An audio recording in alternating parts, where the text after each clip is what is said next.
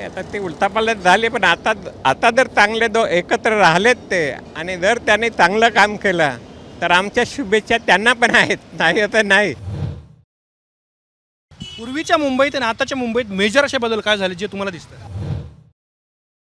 उद्धव साहेबाकडे तेवढं हे नाही आहेत, काय नाही. गट्स नाही म्हणा. नो वेअर होणार सगळे जे बाहेर गेलेत ते नो वेअर होणार. आताच बघा शिंदेचं काय चाललेलं आहे, तसंच छगन भुजबळचं काय चाललेलं आहे. म्हणजे आता मुंबई जी वाढली ती आता तुम्ही थोपवू शकत नाही. बाळासाहेबांच्या आणि उद्धव ठाकरेंच्या कार्यपद्धतीमध्ये तुम्हाला कुठले बदल दिसतात? Brought to you by Palvi Agrico. आता शेतीसाठी जे काही लागणार ते घरपोच मिळणार, तेही मोबाईलच्या एका क्लिकवर. दैसरमध्ये मी आलो आहे आणि काका आम्हाला भेटले जे म्हणतायत 55 वर्षांपासून ते मुंबईत आहेत. एका बँकेत मॅनेजर पदावरती ते नोकरीवर होते आणि दैसरमध्ये आता ते सेवानिवृत्त झालेत. रोज चालत जातात, चालत येतात आणि एखाद्या नोकरदाराला निवृत्ती झाल्यानंतर जे काय त्यांचं रोजचं आयुष्य असतं तसं या काकांचं आयुष्य आहे. ते आम्हाला भेटलेत. त्यांना या खड्ड्यांशी प्रॉब्लेम आहेत. इथं तेजस्विनी घोसाळकर भाजपच्या उमेदवार आहेत, समोर राज उद्धव ठाकरे यांच्या युतीचा उमेदवार आहे. पण 55 वर्षामध्ये तुम्ही मुंबई बघितली आहे. मला सांगा मुंबईत काय स्थित्यंतर तुम्हाला दिसतात आता ज्या वेळेला तुम्ही म्हातारपणी किंवा आता तुम्ही टेकत जातात, पूर्वी तुम्ही पळत जात असाल? पूर्वी त्यावेळेस एवढी वस्ती नव्हती त्याच्यामुळे काय रस्ते मोकळे मिळायचे. आता रस्ते मोकळे नाही मिळत आणि रस्त्यावर आता हल्ली जास्त दुकान म्हणजे काय फेरीवाले जास्त आहेत. कुठल्याही रस्त्याने आपण चालतो म्हटलं तर बघून चालावं लागतं. नाहीतर काय आहे, फेरीवाल्याच्या दुकानाला काही सामानाला लागलं, सामान पडलं ते आपल्याला उचलावं लागतं, अशी परिस्थिती आहे. पूर्वीच्या मुंबईत आणि आताच्या मुंबईत मेजर असे बदल काय झाले जे तुम्हाला दिसतात? बरेचसे बदल झालेत आता. जसं बघा मुंबईमध्ये अगोदर काय आहे, सबर्ब एवढं वाढलं नव्हतं. आज सबर्ब एवढं वाढलेलं आहे की सबर्बमध्ये सुद्धा जागा नाही. लोक विरारला जातात, इकडे पालघर, इकडे कर्जत साईडपर्यंत लोक जाणं येणं करतात. लोणावळ्यापर्यंत गेले, इकडे ते लोणावळ्यापर्यंत गेलं. आणि शिवसेनेतली जी स्थित्यंतर आहेत, बाळासाहेबांची शिवसेना, मग बाळासाहेबांची कार्यपद्धती, आता ज्यावेळेला शिवसेना फुटली आहे, दोन्ही भाऊ परत एकत्र आले, शिवसेनेच्या आणि ठाकरे परिवाराच्या राजकीय प्रवासाला उलथापालथीला तुम्ही कसं बघितलं आहे? नाही आता ते उलथापालथ झाले, पण आता आता जर चांगले एकत्र राहिलेत ते आणि जर त्याने चांगलं काम केलं तर आमच्या शुभेच्छा त्यांना पण आहेत, नाही असं नाही. जर दोन भाऊ एकत्र येतात आणि त्याने ठरवलं की आता आपण मुंबईसाठी काही करूया तर फार चांगली गोष्ट आहे, वेलकम करायला पाहिजे. पण आता ते काय ठरवेल ते तुम्ही आम्ही नाही ठरवू शकत. बरोबर. इथे काँग्रेसचं सुद्धा राज्य होतं. तुम्ही ज्यावेळेला बोरिवलीच्या त्या भागामध्ये काम केलं असावं. आता 14 भारतीय जनता पार्टी आहे. राष्ट्रीय पक्षांची सत्ता मुंबईवरती राहिली, महाराष्ट्रामध्ये राहिलेली आहे. आणि कोणत्या पक्षाच्या काळात मुंबईमध्ये मोठ्या प्रमाणात डेव्हलपमेंट झाली, जे फ्लायओव्हर्स, मेट्रो, कोस्टल रोड, आताची चर्चा होते, भाजपचे लोक सांगतात. ग्रास रूटपासून वरपर्यंत विकासाचा वेग कोणत्या पक्षांच्या सरकारमध्ये जास्त होता? काय असते बघा, ज्या वेळेस एखादी वेळेस आपण झाड लावतो त्यावेळेस रोपटं असते ते छोटं असते, पण जे फायदा कोणाला होतो, ज्यावेळेस वाढलं त्यावेळेस फायदा होतो. आणि म्हणून जे आता राज्यकर्ते आहेत ते काय म्हणतात की सगळं आमच्यामुळे झालं आहे, पण तसं नाही. रोपटं कोणी लावलं ते महत्त्वाचं आहे. कोणी लावलं? आता रोपटे म्हणजे ह्यांच्या अगोदरच्या लोकांनी लावलेत ना, काँग्रेसवाल्यांनी लावलेत किंवा BJP-वाल्यांनी आणि शिवसेनेवाल्यांनी लावलेत, शिवसेनेवाल्यांनी लावले. ते मेट्रोचे कामं काही आताचे आहेत थोडेच, 15 वर्षाच्या अगोदरचे हे काम आहेत ठरवलेले, ते आता होत आहेत. तर साहजिक आहे त्यांच्या कार्यक्रम याच्यामध्ये होतात कार्यकाळामध्ये, तर ते स्वतः ते हे घेतात. पण ते अगोदर ते पण बघितलं पाहिजे की रोपटं कोणी लावलेलं आहे, ते महत्त्वाचं आहे. बाळासाहेबांच्या आणि उद्धव ठाकरेंच्या कार्यपद्धतीमध्ये तुम्हाला कुठले बदल दिसतात? म्हणजे तुम्ही बाळासाहेबांची शिवसेना असतात, त्यांची भाषणं ऐकली असतील, त्यांच्या सभांना तुम्ही गेला असाल, वर्तमानपत्रामधून वाचलं असाल. आज उद्धव ठाकरेंचं राजकारण तुम्ही बघताय. सभेला आम्ही जात नव्हतो, पण पेपरला जे यायचं ते पेपरला वाचत होतो. त्याच्यावरून समजायचं की त्यावेळेस बाळासाहेबाला जो एक हे होता, मान होता, सन्मान होता, तो आता उद्धव साहेबाकडे नाही आहेत. कारण उद्धव साहेबाकडे तेवढं हे नाही आहेत, काय नाही, गट्स नाही म्हणा. कारण काय झालं, हे आपले त्यांचे भाऊ दुसरीकडे गेले, त्याच्यामुळे शिवसेनेची ताकद जी होती कमीच झाली ना. आणि आता दुसरीकडे काय आहे, जिकडे लोक पैसा आहेत तिकडे जातात.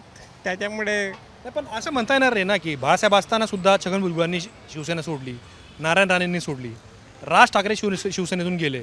त्यामुळं उद्धव ठाकरे आल्यानंतर एकनाथ शिंदे गेले. हे शिवसेनेला लागलेला शाप आहे. तो तर शाप आहेत, पण आता त्यांची परिस्थिती काय होते 2-4 वर्षांनी बघा काय परिस्थिती होणार त्यांची पण.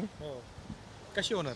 नोवेअर होणार सगळे जे बाहेर गेलेत ते नोवेअर होणार. आताच बघा शिंदे तर काय चाललेलं आहे, तसंच छगन भुजबळ तर काय चाललेलं आहे.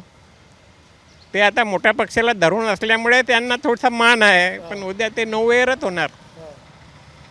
पण हे राज ठाकरे जे सातत्याने सांगत असतात की मुंबईमध्ये जे लोंढे आलेत, उत्तर भारतीय, गुजराती किंवा महाराष्ट्राच्या बाहेरून, या लोंढ्यांचं करायचं काय? कारण एखाद्या शहराची रिसोर्सेसची क्षमता सीमित असते. एखाद्या वेळेला जर ती लोकसंख्या वाढली, लोंढे वाढले, तर मग त्या शहरामध्ये गोष्टी विस्कटतात. याला पर्याय काय दिसतोय तुम्हाला? तुम्ही पूर्वीची मुंबई बघितली, आताची सुद्धा. लोंढे वाढतात, पण त्याच्यासाठी तर लोक आता पालघरपर्यंत जातात, कर्जतपर्यंत जातात. मुंबई वाढते. मुंबई त्याच्यामुळेच वाढत आहे ना. आता लोक मुंबईमध्ये येणारा रिक्षा चालक नालासोपाऱ्याला राहतो, रिक्षा रात्री इथं पार करतो, सकाळी इथं ड्युटीवर येतं. म्हणजे जसे लोक ऑफिसला ड्युटीवर जातात त्यासारखं रिक्षेवाले येतात. म्हणजे आता मुंबई जी वाढली ती आता तुम्ही थोपवू शकत नाही. कारण लोकांना असं वाटतं की ही मुंबईत आपली पोटापाण्याची आई, मदत करणारी आई आहे, आणि म्हणून लोक इकडे येतात. ते जर पोटापाण्याचा त्यांचा व्यवहार बंद झाला तरच ते मुंबईमध्ये येणार नाही. नाही तर उठसूट कोणी पण मुंबईला याच्यासाठी येतं. आता मी ज्या वेळेस मुंबईत आलो त्यावेळेस माझ्याकडे काय होता? कधी आला तो? मी 1970मध्ये मुंबईला आलो. 50 वर्षापेक्षा जास्त काळ झाला. 55 वर्ष झालेत, जास्त झालेत. पण तुम्ही आता रिटायर्ड झाला, तुम्हाला नाही का वाटत आता की मी नाशिकला, पुण्याला जावं, निवांत आपलं आयुष्य घालवावं? नाही, आता- एवढ्या गर्दीच्या धावपळीच्या शहरामध्ये कशाला? ते ठीक आहे, पण आता आम्ही गावाकडे काय जे काय आमच्याकडे कमावलं आम्ही ते इथंच सगळं हे केलं. म्हणजे इथंच आहेत. इथं घरदार इथंच आहेत, जावई मुली इथंच शिकल्यात, इथंच नोकरी धंदा करतात. आता गावाकडे आमचं तसं काहीच राहिलं नाही. त्याच्यामुळे गावाकडे जावं असं वाटत नाही. आम्हाला जर शेतीवाडी असती, आमचं तर घरदार असतं, तर आम्ही पुन्हा गावाकडे गेलो असतं. पण आता तसं काही नाही. लोक तर म्हणतात शहरापेक्षा गावच गड्या बरा. गाव बरं आहे, पण ते कोणासाठी बरं आहे? ज्यांच्याकडे काय स्थावर मालमत्ता आहे, ज्यांच्याकडे शेतीवाडी आहे, त्यांच्यासाठी बरं आहे. आता आम्ही गावाकडे गेलो तर आम्हाला कुठं घर आहे? झोपड्यामध्येच राहावं लागेल ना. तुम्ही मग विचार नाही का केला एक वेळेस की आपण मुंबईत नोकरी करतोय, मग गावाकडे पण काहीतरी खरेदी करावं? नाही, त्यावेळेस आम्ही विचार नाही केला. का आता आपण मुंबईमध्येच राहणार तर इथंच काहीतरी आपण हे केलं पाहिजे. मी 1 BHK मधून 2 BHK मध्ये आलो. आणखी काय पाहिजे? हेच आयुष्य. हां, आणखी माझं दुसरं घर आहे आता एक. हे तर दुसरं घर आहे. जे रिडेव्हलपमेंटला येईल ते 2 BHK होणार. मग आता तोपर्यंत माझं आयुष्य पण संपेल ना. आता शेवटचा प्रश्न की मुंबईमध्ये वाढती ट्रॅफिक, मेट्रोमध्ये वाढलेली गर्दी, लोकलमधून अक्षरशः मुंग्यासारखे भरणारे लोक, त्यातून ढकलत बाहेर पडणारे लोक, इकडून चढला का तिकडून उतरणारे, एवढी जी गर्दी झाली आहे. त्याचबरोबर अशी कुठलीही यंत्रणा नाही मुंबईमध्ये वाहतूक व्यवस्थेची की जी फुल झालेली नाही, जी रिसोर्सेस ज्याचे फुल झालेले नाहीत, आणि गर्दी कमी होण्याचं नाव घेत नाही. आता गांभीर्याने विचार करायचा वेळ आला. याला पर्याय काय दिसत आहेत तुम्हाला मुंबईमध्ये? काय आहे, मुंबई ही 7 बेटाची वस्ती आहे, आणि ह्याला जागा आहे, लिमिटेशन आहे. कशामुळे? समुद्रामुळे. तर म्हणून जे लोक आहे तिकडे कर्जत, कसारा, इकडे पालघर, इकडे लोणावळ्याला जातात. तर मुंबईची जी जागा आहे ती वाढवू शकत नाही, आणि येणारी गर्दी आणि वाढणारी लोकसंख्या आहे ती थांबवू शकत नाही. स्ट्रॅटेजिकली सरकारने जर काही योजना आखल्या तर शक्य नाही? सरकार काय योजना आणतील तरी तुम्ही रोड वाढवू शकत नाही. पाण्याची पाईपलाईन, सिवेज. पण एक वर्ल्ड स्टँडर्ड आहे ना की एखाद्या शहरामध्ये एकूण त्या शहराच्या भूभागापैकी 7% रस्ते असायला पाहिजेत. हो, पण आपल्याकडे नाही तसं. कारण आता तुम्ही बघाल मोठे मोठे रस्ते आहेत ते फार छोटे झालेले आहेत. तसं नाही आहे. त्यांचा अनुभव होता, त्यांनी खूप गोष्टींकडे आम्हाला माहितीसुद्धा दिली, जी माहिती आम्हाला नव्हती. 55 वर्षामध्ये आपल्या डोळ्यासमोर मुंबई कशी बदलते. खेडं असणारं छोटे मोठे भाग, दहिसर, बोरिवलीचा भाग आज हायराईज सोसायट्यांमध्ये कसा बदलतो आहे, कसा झपाट्याने विकास झाला आहे, ते त्यांच्या बोलण्यातून मला जाणवत होतं. मुंबईमधल्या वाढत्या नागरी समस्या, मेट्रो, लोकल, मी आता काय वाहतूक व्यवस्थेबद्दल बोलायलाच नको, पण मुंबईमधलं राजकारण, शिवसेनेचा उदय, शिवसेनेमधली झालेली फाटाफूट, उद्धव ठाकरेंची कार्यपद्धती, राज ठाकरेंची कार्यपद्धती, त्याचबरोबर शेवट त्यांनी जे एक वाक्य वापरलं आहे की मुंबईकरांचं आयुष्य हे 1 BHK 2 BHK पुरतं जातं. जर तुम्ही मुंबईच्या बाहेर असाल तर तुम्हाला जमीन घेता येते, मोठा बंगला बांधता येतो, 10-20 लाखांची गाडी तुम्हाला खरेदी करता येते, पण मुंबईमध्ये तुमचं आयुष्य 1 किंवा 2 BHK घर घेण्यामध्ये सुद्धा पूर्ण निघून जातं. असे त्यांचे अनेक अनुभव त्यांनी सांगितले. पण आम्ही ज्यावेळेला त्यांच्यासोबत बोलणं सुरू केलं होतं त्यांचा मुद्दा होता या फ्लायओव्हरचे खालचे खड्डे. तर आताच्या निवडणुकीमध्ये ज्यावेळेला तेजस्वी घोसाळकर भारतीय जनता पार्टीच्या तिकिटावरती इथे उभे आहेत, त्यांची अशी अपेक्षा आहे की रस्त्यांचं काम व्हावं. ही अपेक्षा घेऊनच आपण इथे थांबूयात. कॅमेरामॅन राजेशसोबत मी आतिक, दैसर, मुंबई.